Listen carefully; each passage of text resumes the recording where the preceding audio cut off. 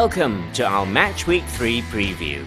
A full programme on this weekend with Liverpool versus Arsenal being the standout tie. That's a Monday night, Tuesday morning game, that one. Let's begin our previews then on the south coast of England. It's not an easy tie away at Brighton. Talk up United then. What's Ole learned from midweek that he's going to apply at this weekend against Brighton? Well, not too much because majority of those players won't be playing. He'll know that the ones that came off the bench that made a difference in Rashford, people like Rashford, coming off, and we already know the quality that he has. But it's that core of that midfield, and I think he needs to figure out how he's going to play Van der Beek, Bruno, and Pogba, or if one has to be sacrificed. And a more defensive-minded player comes in. It's going to be a tough match, Brighton have played really well this season. You look at the first game against Chelsea. Yes, they did lose it, but they were by far the better team.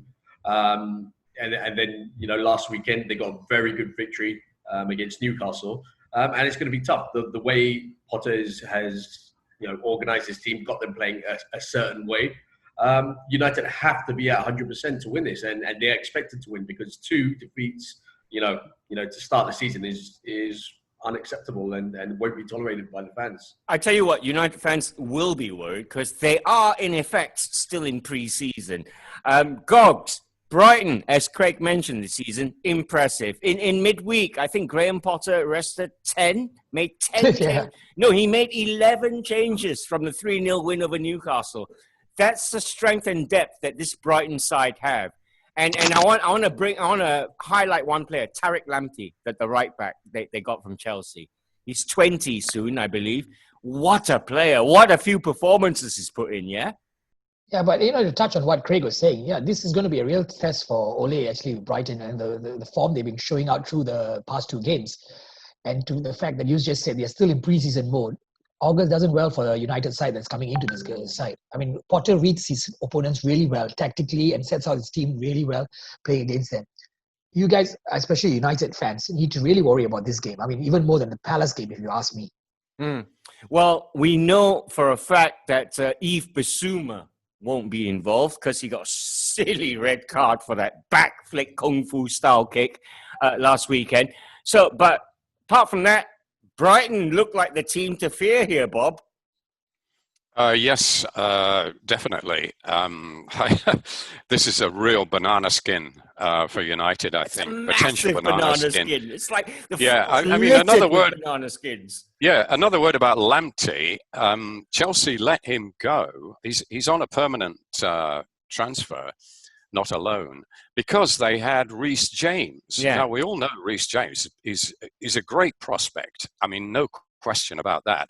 And they didn't think Lamptey was quite as good. They kept James.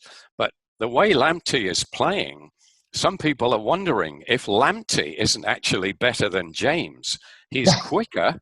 I mean, James has got a great shot on him, scored a goal already this season, a spectacular long-range shot. Against Brighton. Lamptey, going forward, he is really something to behold. Even defensively, Bob, because he was chasing back, even on the left side, his opposite side. I remember sliding tackles and stuff like that. He was all swashbuckling. Yeah. Would be ironic, wouldn't it? I mean, Chelsea got too many players, basically. They don't know who they're going to start. They let one go, and they might have let the wrong one go. I mean, really. Just touching on that, Bob, sorry. I think if we go back to last season, I think it was a Boxing Day fixture, and it was Chelsea versus Arsenal. And Lampard actually gave Lamptey his debut in that match. How did he do? Do you remember? Yeah. I mean, he did really well coming off the bench. But the fact was that Chelsea actually did want to try and keep him. But, because of limited first-team opportunities, I mean, he looks ahead. He's got Aspilicueta. He's got Reece James ahead of him. And he must have known that they were going to sign a few more defenders. So, I think Chelsea did try everything that they could to keep him. He turned it down, and he ended up joining Brighton in January. So Chelsea sold him so they would have let him go for free in the summer. So it was one of those, it's either keep him for another 6 months and not get anything from him, or sell him in the January transfer window, which they ended up doing. So I mean, it's always tough. Yeah, I agree with what Bob says. When you have that many players, to try and identify which one's going to be better than the other. But at the end of the day, you can't keep all the players happy, and you can't keep all the young players there. And Lamptey, to his credit, was bold enough and brave enough to make that decision to leave Chelsea and join a team like Brighton. Well, his form's been awesome since Project Restart. It's a 7:30 p.m. kickoff on Saturday. It may or may not help your dinner go down well, Man United fans. Brighton against Manchester United. Moving on to two teams with a 100% record. They meet up at Selhurst Park. Crystal Palace against Everton is a Saturday 10 p.m. kickoff here. Bob Holmes, two perfect teams. I want you to talk up Palace here. What have they done right? What's Roy Hodgson done right this season? How have they got 100% record after 2 games? I don't know, honestly. It's a mystery. I always give Palace to lose. I look at them and I wonder how on earth they do it. I look at Roy Hodgson. I wonder how on earth he does it. But they're a cussed side, aren't they? They keep popping up with results. So you've got to hand it to him. I mean, you'd think he'd be out of touch by now. I mean, he was a complete disaster at Liverpool. He wasn't much better with England. And here he is at Crystal Palace. I mean, he saved them, didn't he? A couple of seasons ago. They looked doomed. He took over, performed a fantastic rescue act. And they were in the top half of the table for the latter part of that season. And again, comfortably mid-table last season. And here they are starting again, another season. And they've got no big names. Only Zaha. I suppose you could say he's a semi-big name.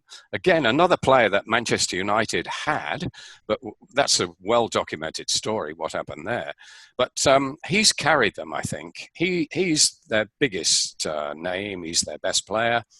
And I think he's probably stayed there too long because he's getting on a bit now. He's 27. He's no longer a kid. And the fact that he's failed at a big club, failed in inverted commas, wasn't really his fault. Maybe nobody wants to touch him now. So he's destined to stay at Crystal Palace unless they go down. But there he is. He's the main guy that keeps them up every year. His only hope is if they go down. So what does he do? No, it's amazing. But they've got their hands full, I think, with Everton. Everton have started really well, and I think their only weakness is Jordan Pickford, actually. Yep. I was okay. Moving on to Everton, Gogs. They're free scoring this season. That front three of Richarlison, James Rodriguez, and Dominic Calvert-Lewin looks like good fun. Yeah. Yeah, I mean, before the season started, I thought the weight of expectation from Everton fans will also weigh down on the team. But they've been playing very carefree football, and like you said, it's been pleasing to watch. Rodriguez has been fit in, it's coming seamlessly into the side.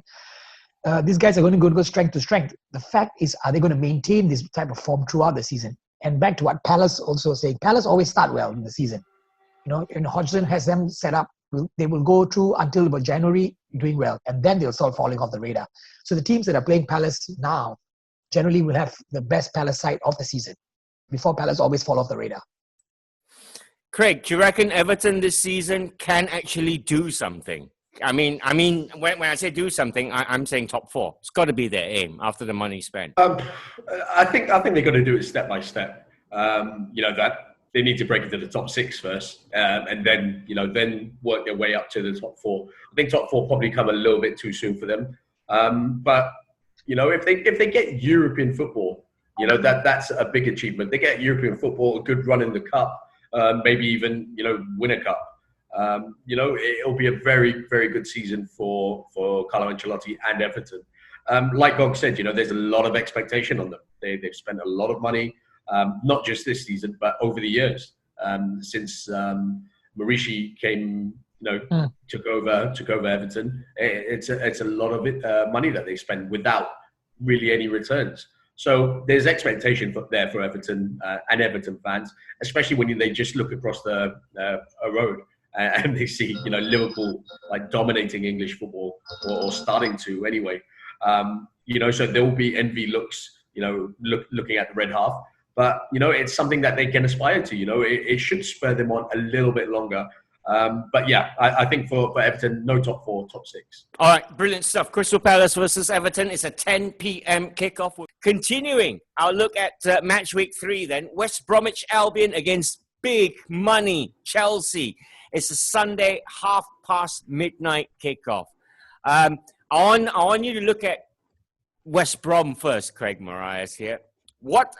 Slaven Bilic, what can he do to stop the Baggies leaking goals? On Tuesday, they were knocked out by Brentford in the Carabao Cup. What can Bilic do here? They haven't got a lot of money to spend either.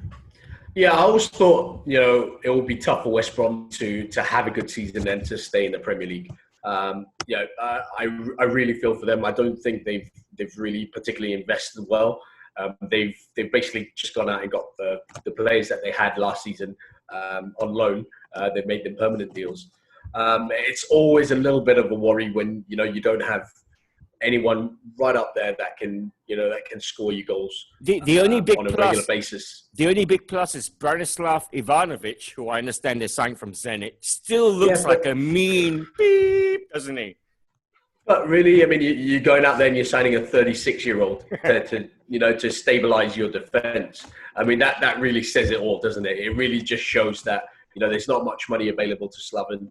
And he's literally looking for a miracle to keep them in the Premier League because, as good as Ivanovic has been in, when he was at Chelsea in the Premier League, at 36, you've got to be well past it, or you've got to be actively playing at this level. And continuing on rather than leaving to another league. Do you reckon the likes of Diagana and Pereira can save the Baggies this season? They're relying on them a lot, right? Yeah. Exciting players, really good, talented players. Like Pereira comes off the right wing onto his left foot. He's got a mean left foot, and we saw that a lot in the Championship. Diagana, again, we've seen him at West Brom last season. Fantastic talent. West Ham ended up selling him, which, to the anger of most West Ham fans and players. They are the bright sparks in that West Brom team. But is it enough to keep West Brom in the Premier League? I don't think so. I like them. I think they're very talented players, but you need a little bit more than that. And, go back to what you said, Ross, on the defensive side, you're relying on someone like Carl Bartley to man your defence. And it's just not on. I think they've got a decent goalkeeper in Sam Johnston. I think he's a talent. He could probably be the difference between certain goals from them conceding and them not. But in general, that back line, Kieran Gibbs, he's getting on a bit. He's got a bit of experience, which is good in the Premier League. Yeah, well, he's going to be missing this weekend. He stupidly got himself sent off. Yeah. So, there you go. Things like that, incidents like that aren't going to help West Brom. And, I worry about them against Chelsea. Yeah, exactly. Frank Lampard and his team are motoring along nicely, Bob Holmes. Big question here, obviously. Chelsea made that signing, didn't they? They signed the Senegal international Mendy from Rennes for, I don't know how many million, a lot less than 71 million. Still a lot of money though for a goalkeeper, I think. It is, but now all eyes are on that position, right, Bob? Is Kepa going to start? His confidence is already shot. Yeah, I don't think so. No, I think the new guy will start. I'm surprised at the way they've handled this, given that Peter Cech is the director of football, one of the greatest goalkeepers of modern times. You'd think he'd be able to judge a keeper. It doesn't look like it. And I'm equally amazed that they didn't go for Martinez of Arsenal, who went to Villa instead for just 20 million, similar fee to what Chelsea paid for Mendy.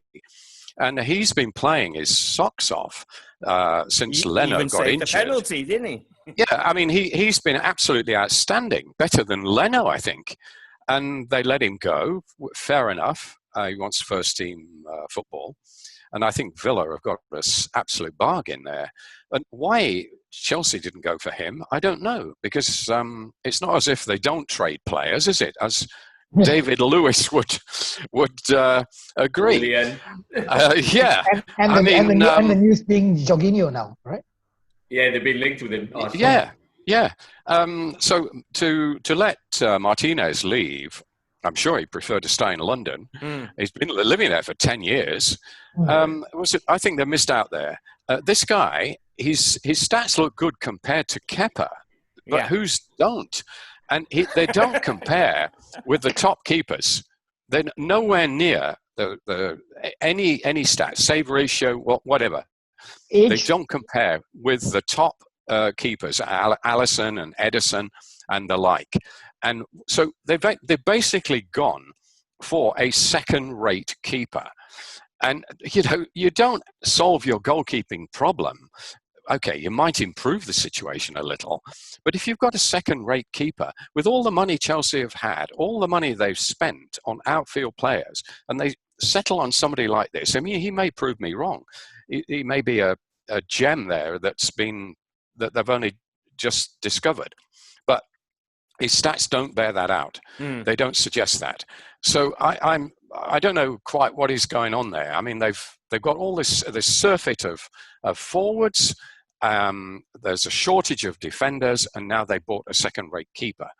So there's still another 10 days left in the transfer window. They've got to get another defender over the line before it closes. But it'll be a very interesting season. On and off the field for Chelsea. Mendy. But can I speak on that, Bob? I think that the whole thinking behind that is that Kepa is still the first team goalkeeper, so they just need a backup goalkeeper now. Mendy is coming in as a backup goalkeeper. It's all. I don't understand other than that thinking. It's all fine and well saying that, but Kepa's got the confidence of a 2-year-old, right? Yeah, well, that just happened. I think they've been going in for Mendy before this already, right? It wasn't just. No, but I think they've been trying to offload Kepa, but they haven't got anyone to take it. Yeah. And that's been his last season, right? Yeah, so I think the remaining time left in the transfer window, we could see some activity involving Kepa, probably going back to Spain or something like that. So I think that's the thinking behind it. I mean, there's no reason. Kepa hasn't justified any reason for Lampard, to keep him on as Chelsea's number one. Yeah. Just go back to that goalkeeper situation. You mentioned Martinez. I think there was so many keepers in the Premier League that Chelsea could have gone for. I'm talking about Nick Pope.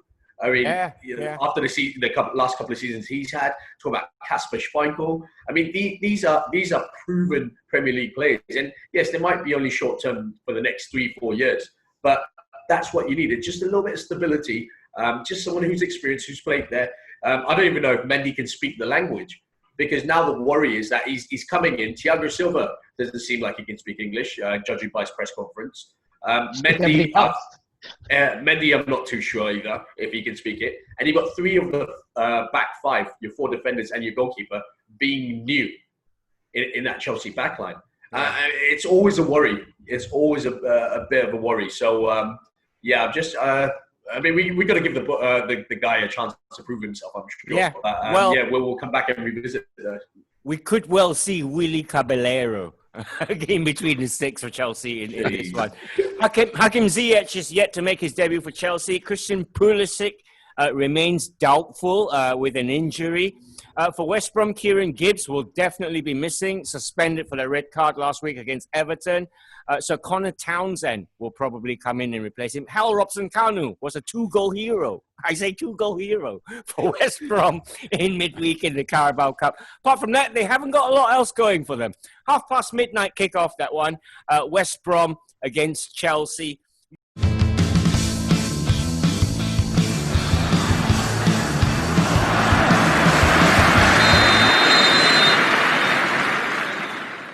Moving on then to Sheffield United against Leeds United. It's a Sunday dinner time kickoff, this one, 7 p.m. Gogs, for Sheffield United, things haven't gone well for them. They've lost their opening 2 games. They got knocked out by Burnley in midweek. And, of course, last weekend, lost to the Villa 1-0 as well. So Do you reckon they're getting found out this season? Yeah, I think we had this conversation off the camera early on, but yeah, I think they've been found out. We weren't playing really well against Villa. Also, I didn't watch the earlier game, but I was watching the Villa game, and I was surprised we didn't score more goals. To be fair, but their goalkeeper had a real blinder. But that whole overlapping fullbacks and all that's been found out, and without an out-and-out striker, you're not going to go anywhere. And I think they've been probably going to be replaced by Leeds as the team of the season of that. As it came up and doing well, kind of thing, I mean, they're playing Leeds this weekend, and that's got Leeds are on a stormer. Well, this is it. It's a Yorkshire derby, Craig Marias, and if you can't lift do you know what I mean? It's like it's a City United, Liverpool, Everton. It's Sheffield United, Leeds, right? You've got to lift yourself for that one. You definitely do, and they've got off to an awful start, and I think you're the one that predicted it, Ross. You expected them to really crumble this season and really struggle. I can kind of see that, but again, I do worry about the other two newly promoted sides in Fulham and West Brom. So I think they'll be in that relegation battle, but whether they'll go down or not remains to be seen. But yeah, they're really going to get themselves up. Just go back to what Gog said. You got to remember in that match they did miss a penalty and everything. So it's a big chance. It's a game-changing chance right there that they squandered. But yeah, do I worry about the Sheffield United side? A little bit, because last season they were so, they were so sound at the back. They don't seem to have that. John Egan's going to miss the match after his red card, so I think Ampadu will probably come in and replace him. But that defensive, solidity that they had, it was so good to watch them. You had your fullbacks going up and down. The third centre back making his run. You just don't see that they're being exposed, especially in the first match against Wolves, where it was 2 goals where you wouldn't see Sheffield United concede that last season. Exactly. And plus, then, Dean Henderson is not there in between the six. They show how much a goalkeeper actually marshaled his defence and kept it all together, because he was there for 2 solid seasons, wasn't he? He was, and then they got Ramsdale in, who is a Sheffield boy. He came from Sheffield United. So it's it's their role player going back home. But this is going to be a really good match. I feel I'm really going to enjoy watching this. All right, Bob, for Leeds, as much fun as they've been to watch so far, they have conceded 7 goals in their opening 2 fixtures. This week they have announced the signing of Diego Llorente from Real Sociedad for 18 million. The transfer was made permanent on Thursday. They need reinforcements at the back, but Leeds are all right. They just score more, don't they, to win? Yeah. You say 7 goals, but 4 of those were against Liverpool. They, very, very tough opening game, which they nearly got a result in, but unlucky not to, in fact. So they've started very well, but I don't think we're looking at a Leeds that are going to get into Europe or anything like that. I think they're going to be entertaining. I don't think they're going to go down. I don't think they need to worry about that. I think they're going to be mid-table, and it'll be a bit of a yo-yo season. They'll have their moments. They'll probably get a few scalps, but they'll also be found out a little bit at the back. So, the part of the excitement is because of Bielsa, the manager, who's a very idiosyncratic character, to say the least, but came with great pedigree, and he's obviously transformed them. And it's just intriguing to see how he performs in the Premier League, especially when you've got guys like Pep Guardiola saying that they're his disciple. I mean, that is some accolade, isn't it? Yeah. And this is a newly promoted manager. Well, we know what he's achieved in the past, but this is his ultimate test, I think, in club football. He's got a bit of a checkered career. He's only been at certain clubs for 5 minutes. One he didn't even go to at all, Lazio, I believe. There's some contract row. So he's not the most stable of characters. And he comes from a very wealthy family. He doesn't need the money. Yeah. So he doesn't need the hassle. There's no guarantee he's even going to stay there. But he is a great character. And I think Leeds are going to be eminently watchable this season. It's mainly down to him, which historically they never were, of course, Leeds. No. I mean, old-timers will know of dirty Leeds, won't they? Yeah. All right. The Yorkshire Derby is a 7 p.m. kickoff. Sheffield United versus Leeds. Here's a quick word from the Leeds United Supporters Club of Malaysia. This Sunday, the Yorkshire Derby. The Blades versus the Whites. Bramall Lane, the stage is set. It's going to be a fight for supremacy, for bragging rights, for victory! Leeds gonna win it 3-1. Blue Allen to score the first goal, hitting a warning into the top left corner. We are Leeds United Sports Club Malaysia. Come and join us at the screening this Sunday 7 p.m. at 93 Banana Lane, SS5. Come on, Leeds! All Leeds, aren't we? Marching on together. We shouted out loud, we love you, Leeds, Leeds. Continuing our look then at Man City versus Leicester. Leicester are top of the table going into the... I'm sorry, I don't mean to laugh, Leicester City fans. They're top of the table, Leicester City, as they take on Man City. It's a 11:30 p.m. kickoff on Sunday, this one. Craig, City this season. They brought in Nathan Ake. Ferran Torres. Yeah, Ferran Torres. Ooh, they all had a little run out. They've looked all right. De Bruyne has just carried on being Kevin De Bruyne. Foden's got amongst the goals. So it's all going along swimmingly, slowly. Yeah, and they're doing all this without the likes of Aguero, you know, who's so important to them. He offers them a different dimension than what they already have. You know, Jesus, for all his, you know, quality and his hard work, you know, he's just not at that same level as Aguero, or you know, I don't think he will be a top striker anytime soon. Let's not forget he is still very young. But yeah, City look good. You know, I watched them last week. Watched them in the Carabao Cup as well. They've got decent depth in there. And you know, once, you know, players like Ferran Torres gets adapted to the Premier League, you know, he could be some player. It's a tough one, this, you know, because, you know, Leicester have started well, but we saw what happened to Leicester last season as well. And you know, it's all right starting really well, and when you collapse in the second half of the season, you know, it doesn't bode well for you. I think this will be a very open, entertaining game. You got two teams that like to attack. None of them being a defensive team, so you know, you can expect a lot of goals in this. But I just got a feeling about City this season. I think after what happened last season, the distance between them and Liverpool, they'll be keen to, you know, reclaim back their title. And you know, that's why I'm backing them this season. Absolutely. Bob Holmes, you'd expect that the number one priority for Pep Guardiola, I know Champions League is very high up there, but he's going to want the title, the EPL title.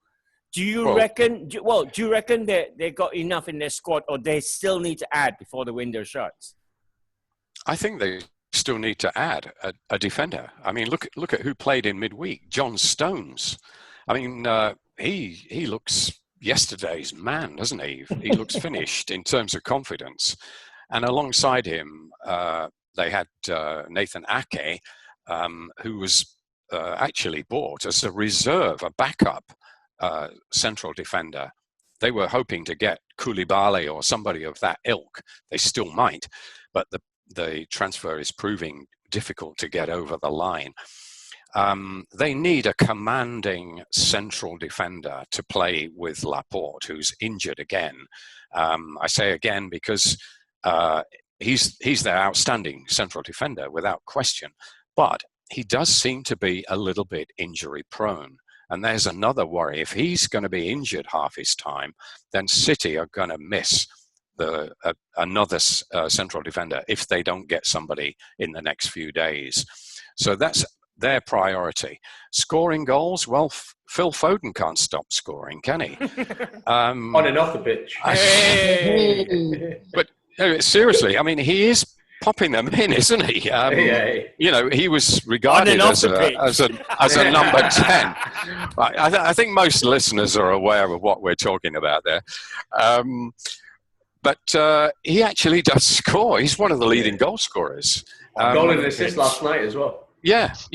So, you know, he's finally coming through. You know, Pep is playing him more. It could be his breakthrough season, right? In terms of first team regular. It could. I'd like to see. I mean, I was expressing doubts a couple of shows ago about whether he is really as good as he was cracked up to be. But so far, so good. He's looking very good, and the goals, adding goals to his game, I think is a very important thing for a number 10 who can score regularly. Then that's great. So it's looking good, but I do think they need another centre back. I think with Foden, the good thing about him is how versatile he is. You know, we saw Pep play him on the right hand side. On the wing, you know, he can cut it onto his left foot. He's been earmarked to fill in that David Silva role in the central areas. So, and he can play wide left as well. So he can play a variety of positions, which suits Pep down to a T. I mean, he's so gifted that I reckon he could be, you know, by the end of his career, if all goes well, injury-free, and you know, continues on the right path. You know, we talk about Wayne Rooney being one of the greatest, you know, players that England have produced. I think this guy could surpass him. Wow, big shout! That's a massive shout. And let's face it, it's a credit to how well Pep has nurtured him thus far. Yeah. Looking at Leicester, Gogs, Leicester actually got knocked out of the Carabao Cup. They lost 2-0 at home to Arsenal in midweek. I was trying to find positives from that game. I saw the highlights. I thought James Maddison, who was given a proper run out, at least he looked all right. And they need a James Maddison firing, Leicester City. I mean, many changes in that midweek defeat. But Maddison looks like he could be up to the Maddison. They need him, don't they? Yeah. They definitely need him for this league. But what you're saying is, I think the Carabao Cup exit is probably a blessing in disguise for Brendan Rodgers at this point. They're going to be concentrating on the league. They're probably looking at top 6 right now. After what they achieved last season, they probably be trying. We all thought they were punching above their weight last season. They're setting the standard. They're top of the league right now. They play good football. You know, they should be looking at top 6 this season. There's nothing to stop them from coming down. They're not a mid-table team anymore. Leicester City are now up there with the top and maybe knocking even the top 4 though. What's Leicester got to do here to? Well, I mean, they must be quite disappointed inside. If you know Brendan Rodgers, like we know Brendan Rodgers, I mean, missing out on top 4 would have rankled with him, and he knows that his side were almost neck and neck. So they're good enough. Can they? Can they? The MCO is what? Yeah, the MCO came in at the wrong time for them. You know, post MCO just totally fell off the radar. But before that, they were, you know, right up there. And I'm like what you said, Rodgers must be really pissed off that they lost the top 4 at that, and because their form after MCO was completely. Did they win a game after MCO? I'm not sure. Yeah, but Gogs, I think the whole second half of the season, their form was terrible from January onwards. But it's just that the points gap that they had was such a big one. And then, you know, Chelsea United were, you know, from that period on, they were just closing it down.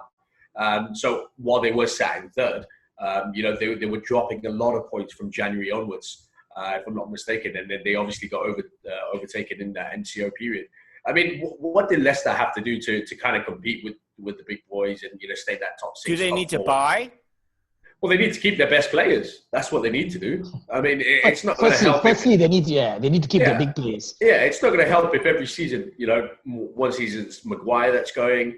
I mean, previously to that, it was Mahrez, but that was just after. Now Chilwell's gone. Chilwell's gone. First it was Maguire, Chilwell. You know, if Maddison has a standout season this year, you know, does he go? If Tielemans, you know, has a really good season again, does he go? So, I mean, it's all right, you know, replacing them with quality and, you know, in the next 2-3 years, these players blossoming. But if you really want to compete, if you've got real ambitions to kind of aspire to be in that top 4 or consistently be in the top 6, you know, you really need to keep your core of players. And if they're going to be known as a selling club, you know, where, you know, Soyuncu, for example, you know, if he has another good season, does he go off to City next season? You know, if it's going to be that kind of, you know, transfer kind of thing that Leicester are are going to do, then I just can't see it happening. At some point, it's just not going to last. All right. Man City versus Leicester City is a Oh, really? Sunday, We forgot to- Sunday 11:30 p.m. kickoff.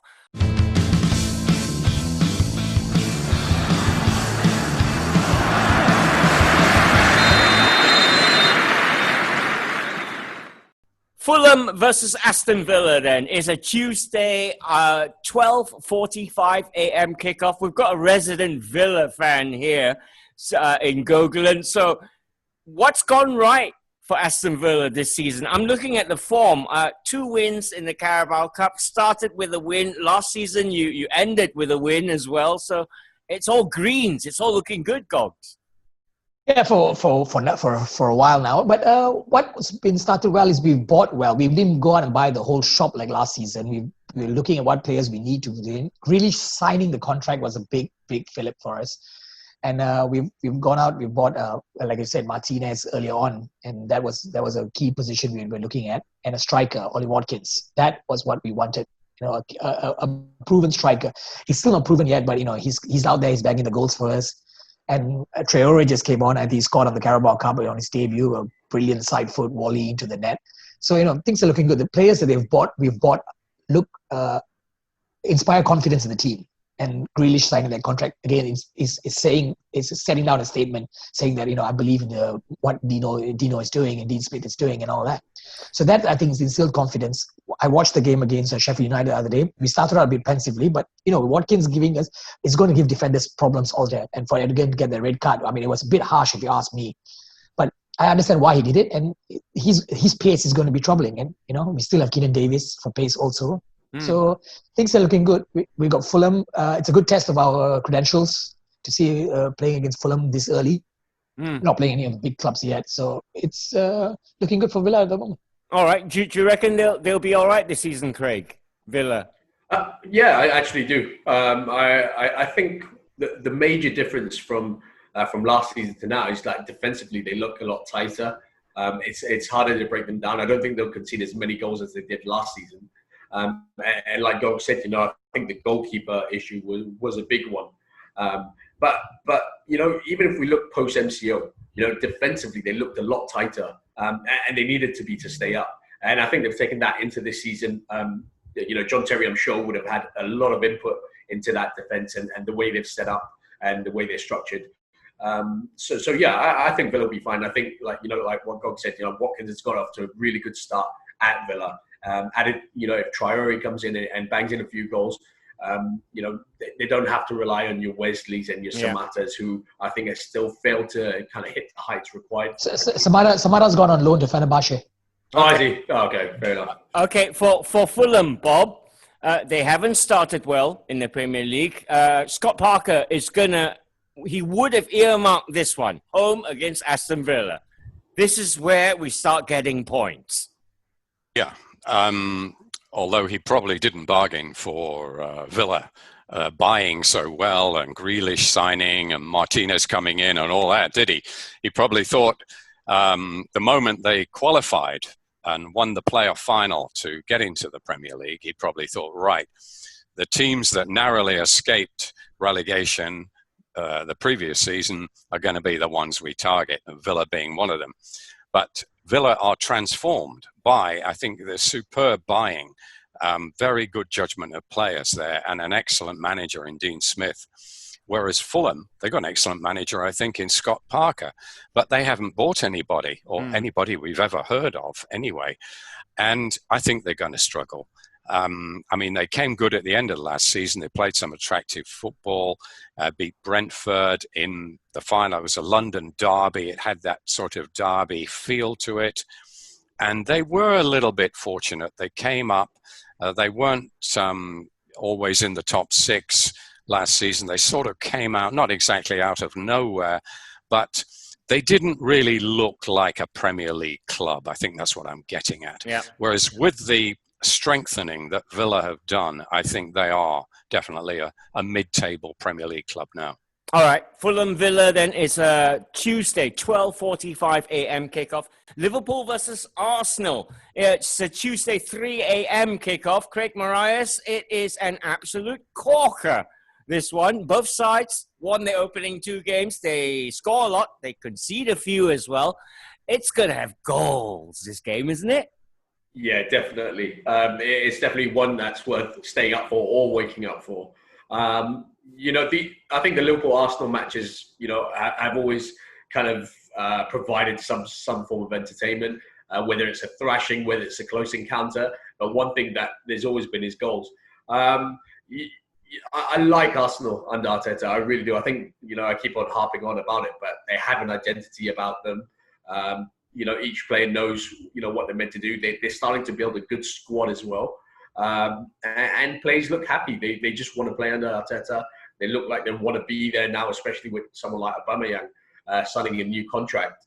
It's a massive statement to the club. Liverpool, on the other hand, got off to a bit of a rocky start in the league, up against Leeds. But, I think they'll find their way. I think it will be between them and City again for the title. The one thing I'm really excited about is watching Thiago. I can't wait till he starts. You give us a little bit of a cameo last week against Chelsea, broke the record for the number of passes in a half. And now, I'm just waiting to see what he can do in 90 minutes because, if he's anywhere, from what we've seen last season at Bayern Munich or that half against Chelsea, we could be onto something special. He's got a point there, Craig. Bob Holmes. Thiago is box office for Liverpool this season. And it's weird saying that, despite the fact you've got Mane, Firmino and Salah up front. But you get the feeling this big red machine is starting to motor into gear and they're slowly getting the season on track. Yeah. Thiago is a world-class player. He's just played for Bayern Munich for about 7 years. Before that, Barcelona. It doesn't get any better than that, does it? He's got Champions League medals. He's got domestic cup and league medals. And he's a fully fledged international player. And he looked exactly what Liverpool needed, just to bring that extra bit of invention and creativity into their midfield.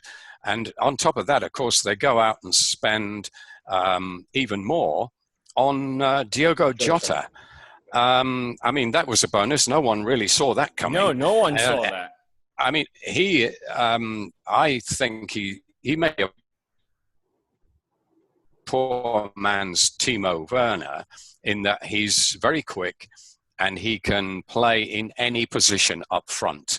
And I think that's what they were being asked to pay for Timo Werner. So I think they might have had a bit of a change of heart and realized that they do need somebody else in case any of the front three sustain a long-term injury. So everything is looking good for Liverpool.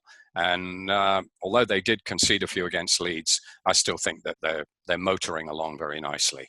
All right. Who here thinks Arsenal can cause a shock this weekend? Gogs? Yeah, me. I actually think Arsenal are playing with really lots of confidence. They will really be happy to play Liverpool this early in the season. And yeah, I'm up for an upset on this one. Count me in for the big shout. What kind of headlines are we going to see next week, Craig? Yeah, I'm a little bit torn about this. I can see where Gogs is coming from. Like I said, I'm a big fan of this Arsenal side under Arteta. But I just feel probably a little bit too early, and I just think that Liverpool might have a little bit too much about them. But I do think it'll be close. I don't think it'll be an easy stroll for Liverpool. Bob, close game or an easy stroll for Liverpool? I think a comfortable win for Liverpool. I wouldn't say a stroll, but I think they're far superior to Arsenal. Arsenal is still a work in progress, progressing well, but there's still some way to go. All right, brilliant stuff. Liverpool versus Arsenal then is a 3 a.m. kickoff on Tuesday. So there we have it. That's your Match Week 3 fixtures. Fantasy football managers, please arrange and pick your teams accordingly. Yeah, I think we're going to have a fantasy football update next week. Until then, enjoy the football.